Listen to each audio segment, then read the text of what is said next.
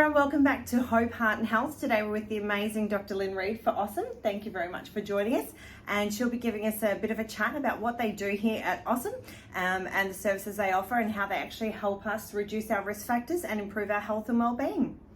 Thank you very much, Kerry. So what we do here at OSSEM's name is derived from orthopaedic surgery, sport and exercise medicine. So we have orthopaedics and acute trauma, but we also do a lot of sport and exercise medicine as a sort of add-on. A big part of what I do is what's called lifestyle medicine, which is a huge movement in Australia, and it's actually a worldwide movement now. And lifestyle medicine is about 6 main pillars, which are good nutrition, exercise, moving more, social connectedness. It's about stress reduction, and in particular meditation, but also sort of managing life stresses. It's about looking after your sleep, making sure you get restorative sleep, make sure you get refreshing sleep. And it's also about reducing negative substances, so junk food, smoking, alcohol. And it actually is one of these things where we were looking at and talking earlier about cycling, and obviously Kerry Ann's pledge to raise 100,000 next year doing her cardiac challenge. Cycling is one of these things that Mike and I, so Mike's the orthopaedic surgeon here, but we both encourage our patients to do so. For a lifestyle medicine point of view, cycling is awesome for cardiovascular health. It's brilliant for relaxation and stress reduction and anxiety. It's fantastic insofar as it gets you out into nature, which we know when you're exercising actually gives you a bit more bang for your buck. If you're out in nature, you're getting your vitamin D and you're getting that feel-good factor. It's fantastic for strength, mobility, flexibility. It's an all-rounder, but something like the cardiac challenge, as we mentioned before, it's a bit more than that. It's got that social connectivity, it's got doing something for good, doing something in your community. And it's combining all of these elements, so exercise, great mental health attributes, social connectedness, and it's doing something good. It's a lot of fun. It's fabulous fun. Everyone just looks like they're having fun on it. Cycling is to be encouraged. From an orthopaedic point of view, so Michael is in particular a knee specialist, does lots of knee reconstructions and knee replacements. Cycling is just about the best way that you can prehab to get ready for your surgery. So if you are, for example, heading towards a knee replacement, osteoarthritis, running, walking can be tricky and painful. Cycling is, a fantastic way to build up the quads, get you conditioned, get you ready for your operation. And likewise, following surgery is a good way to get your joints moving again without that impact that you get with running and walking. So thoroughly encourage patients to take up cycling, maintain cycling through other operations, and get involved in things like cardiac challenge. Awesome. It is fun. I'm looking forward to volunteering up there. Are you guys going to be up there this year, or your schedules haven't permitted? We've done it the last 2 years. This year we're going to be at a sporting event down in Brisbane instead. Oh, nice. But yeah, we'll support it in lots of other ways. Yeah. We'll see lots of people prior, afterwards, and obviously we'll sponsor too. Yeah, definitely. Lots of people afterwards. Let's hope none of us they don't come with their bikes and damage themselves too severely, but it's bound to happen.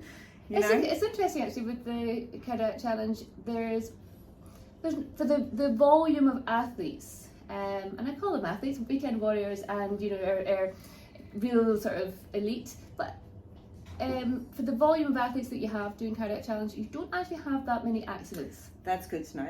That's surprising. Be reassured. It's surprising. She's sort of thinking, I know how clumsy I am, and it only takes one for the domino effect, and you sort of have it in your brain of, I can't hit anyone, I've got to be careful. You sort of tend to keep that distance if you're not used to riding in packs like me, because you were scared of that domino effect. It only takes one and then the rest will fall. He's like, how badly is everyone going to get injured? But it's good to hear that everyone sort of works together up there and there's not that many accidents. For the volume, I think it's a very safe ride actually. It's very well considered. If you see the pack out there, they have chaperones, they have people managing the traffic, so it's actually a really safe event.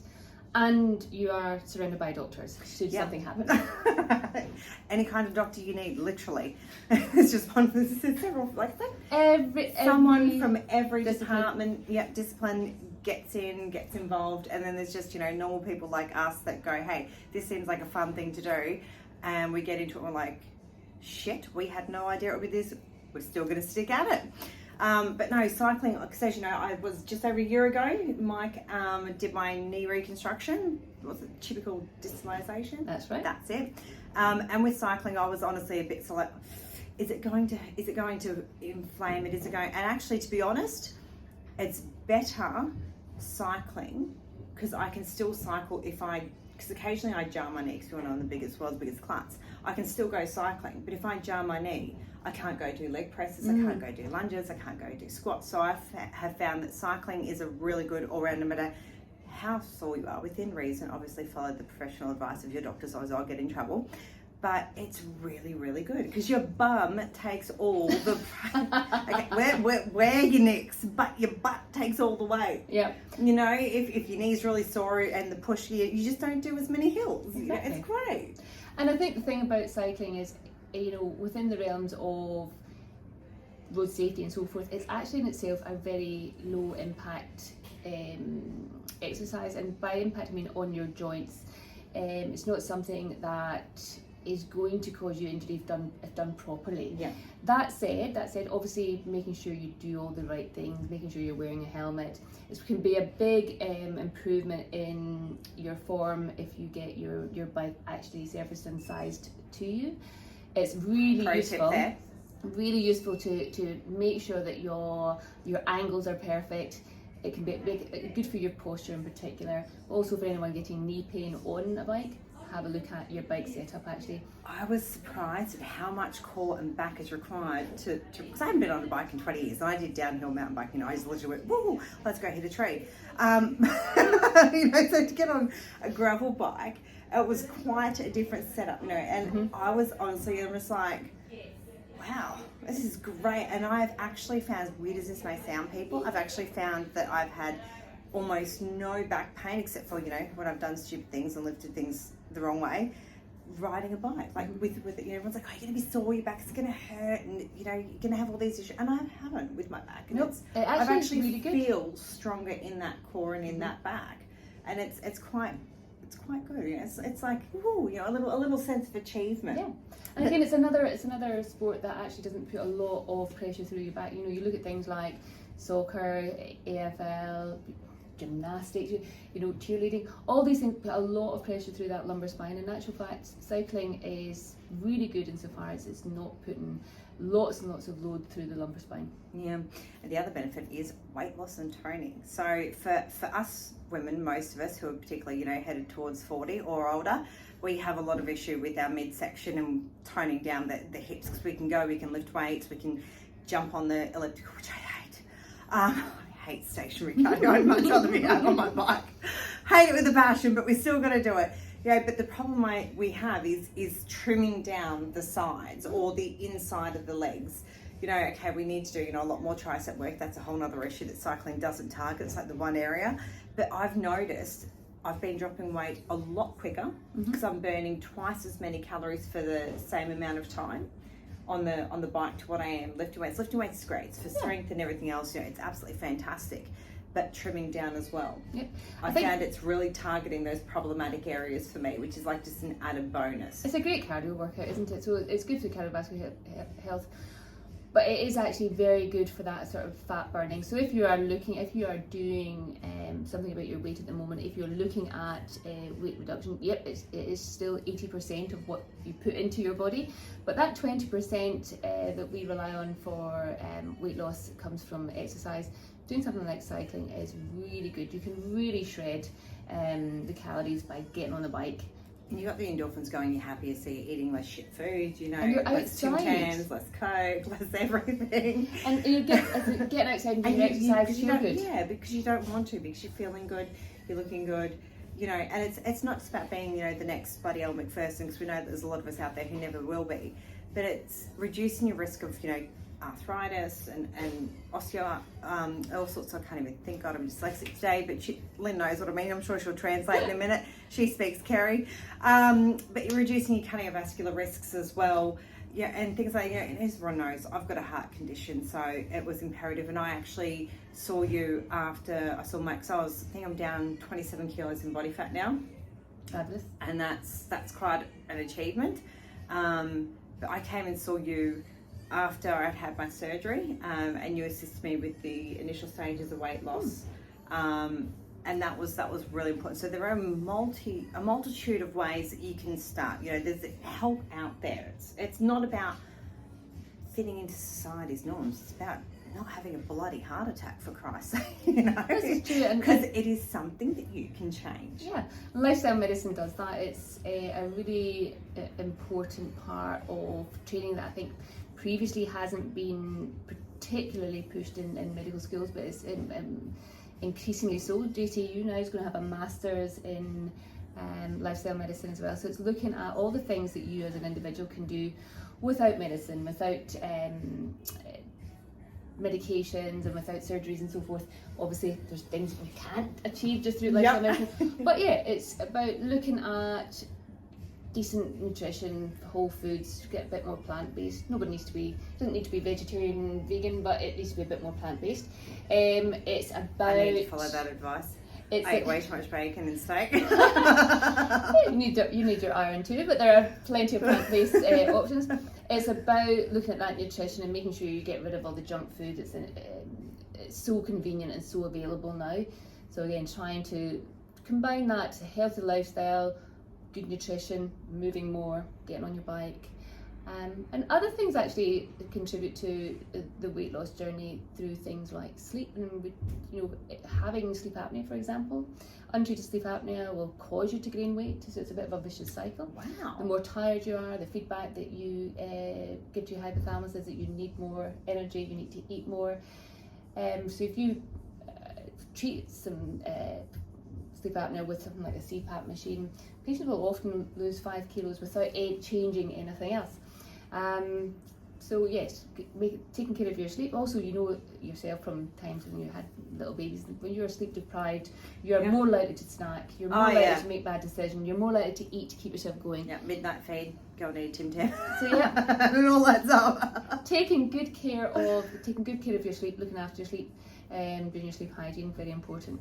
And stress as well, like stress, and we talked again about getting on your bike and how decreasing anxiety and stress through exercise is really important. When you're stressed, when you have that fight or flight response running all the time, you eat something and you get a dopamine hit, you go, lovely, and that becomes self-fulfilling. You then seek that out. So people who have stress, anxiety are more likely to be overweight. So it's all of these things. If you look at weight loss as one aspect of how you can apply something like lifestyle medicine, yes, it's nutrition, but the exercise aspect of it, the sleep aspect of it, getting rid of all the junk food part of it, looking after your stress levels, it all comes together and it all contribute to a better, healthier life and weight loss with it. Awesome. Is there anything else that we haven't covered? Oh, look. It was probably like a million things. Oh, look, here at OSSEM, we're very multidisciplinary about how we approach our patients. So, in particular, our orthopaedic patients. So, we do the Fit for Surgery program now, where that's amazing. That was a great concept. Yeah, we're trying to approach operations as how do we optimise you? How do we make you as physically fit as you can? Obviously, helping people stop smoking is a big push. Getting the nutrition right so that when they go to hospital they're in a good position, getting some weight off because it helps with every aspect of your recovery, especially that first 3 to 6 months. The evidence suggests if you can lose about 5 kilos, that first 3 to 6 months will be highly improved. Over the 12-month period it all settles out, but that first tricky 3-6 months post knee replacement, wow, it'll make a big difference. You can lose some weight before that. Yep. Wishing I had. Mine was quite bad. There were days that I pretty much couldn't walk, and I'd seen another surgeon that shall remain nameless, and I was told, I was judged as a person as a whole. You're overweight, that's your problem. Basically minimal investigations were done, and then I was recommended to OSSEM, to you guys, And Professor Mike, he went and go, no, we need this. It was all done. Okay, this is the problem. This is urgent. This is what we're going to do. I can get you in 3 weeks because we need to take care of it. And it was done. And after that, I was actually able to, okay, obviously, there was recovery period and rehabilitation, You were very good at doing your rehab, actually. You were very dedicated. We can't do physio. I was in that gym, I think, 10 weeks post-op. Which is pretty cool. I don't recommend everyone, obviously, go by what your specialists say, otherwise I will get in trouble. Don't push yourself. Your body will tell you. But yeah, and haven't looked back. So it is a massive thank you to yourself and to Mike, because you've literally given me my life back. I know that sounds, people like, oh, what did you die? No, but I may as well have been, because I have a very stressful job. I have a very stressful family life, and you sort of, as a parent, you do put yourself behind. Then just before you know it, you're bloody 40 kilos overweight, sort of a thing. And then, you're having massive knee issues and everything. And it's great to be able to go out there and be active with my kids now. Okay, I don't do running anymore because, to be honest, I'm a little bit gun shy, and I prefer to ride a bike than pound the pavement. But hey, running's fantastic. For those who are that way inclined, it's just my preference is to get on the bike. I'm a huge fan of running. I get further, I used to love running when I was younger. I used to do cross countries and everything. But a few too many injuries. It's just no, I'm not built for running. I'll sit on a bike. Well, even our runners, when we have runners who have injuries, we encourage them to use the bike for cross training. It's a really good option for people who are taking care of stress fractures, people who have tendinosis. It's a really good option because it just is, again, it takes the stress off the joints, it takes the load off the ligaments. It's worth putting a bit of effort into that cross training. Most runners just want to pound the pavement. Yeah. But actually, we had a runner really plateaued, really struggled, got to one stage where we were wondering maybe they were doing a bit of overtraining. Moved them over into cross training with cycling and mixing it up a little bit. Huge improvements in time, endurance. So yeah, there's always something that you can improve, and it's not always what you think it is. It's not always just keeping on doing the same thing. Changing it up. And it is always fun, when you hit, you get your 25k an hour, or you go 45 down a hill. Not advisable. Be careful with that, but it is quite adrenaline-inducing in some ways. When you get these little firsts, it's always been about little goals. No matter what discipline you're doing, it's little goals. Don't go, I want to lose 40 kilos, I want to lose 20 kilos by this date. No, it's great to have that overall goal, but don't just, in my personal opinion, for me, I didn't just aim towards that end goal, only have that one goal. I had little goals that I wanted to achieve. And it may have been silly to most people, but that's what kept me positive, because I wasn't waiting for that one big goal. It was all the little goals. I still haven't hit the total weight that I want to lose. Obviously that takes time. There's still about another 8 kilos there that I want to go, but it's all the little goals along the way. It's really interesting you say that, because increasingly the evidence is showing us that the idea of SMART goals is there, obviously, but when you are first starting out, so if you take Joe Blogg off the street, who doesn't do much exercise, who eats pretty rubbish, actually starting with the smallest of goals, if you can get some small wins at the early stages, you've got lots to build on. So starting, with a huge goal of, doing the cardiac challenge in 3 months, never. Good luck, people. It's never going to end well. So breaking it down, having much smaller goals, and maybe not even quite so specific goals initially. So if your first goal can be, right, I'm going to do some form of exercise every day, and it can be very vague, and we're thinking that actually, unless you're an elite athlete, having slightly vaguer goals so that you're not failing is really important. Having just a guideline as to what you're going to try and achieve is better on the first sort of couple of months of any sort of pathway to fitness. My first one's not falling over. There you go. Being able to walk in and not fall over anything. Oh, that was a great goal. And it was things like, trying to do a squat, and when I first rehab, as to be expected, you're not going to hit everything, and it was literally, I think it was the second highest, those things they used to box up the stools, and it was sit to stand, and I could barely do that. And then within 6 months, I was almost asked to grass, as they say. you know, can't do that now. I'm not going to do it because I'm in a skirt. That's just not good. I have more from call later. I just got to get in there at 3 o'clock in the morning when no one's there so I can film. But yeah, you know, and that's, you know, and every little step, and every time, you know, you drop the weight, then you have weights, so it's not as high, and then you dropping the weights off there until you get to the, and then you finally get to do them unassisted, and it's stupid to a lot of people, but you know, but to someone, you know, who could not even do a squat, you wouldn't even consider it a squat because the seat was that high. It is a big achievement. And it took months. It took months and months and months of hard work. But every stage was, you know, a little pat on the back because you're inching closer to that overall goal. The hardest thing about being a patient is being patient. Yeah, I'm not patient. It's very hard. And it's all those little increments and trying to celebrate the little increments. But otherwise, if you're too focused on the end point, it can be a bit draining when it's so far in the distance. Well, everyone's like, why aren't you doing it this year? Why aren't you doing the cardiac challenge this year?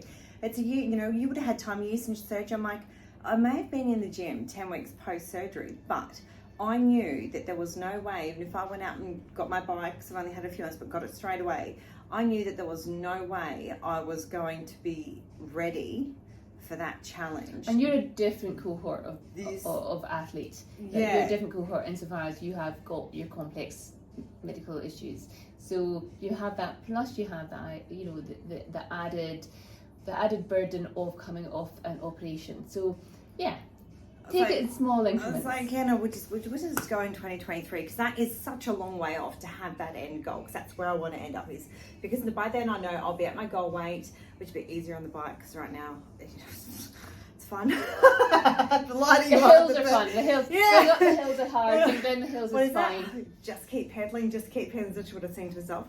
I would put some of the videos up of me cycling with the audio, but that would not be allowed. Way too much profanity.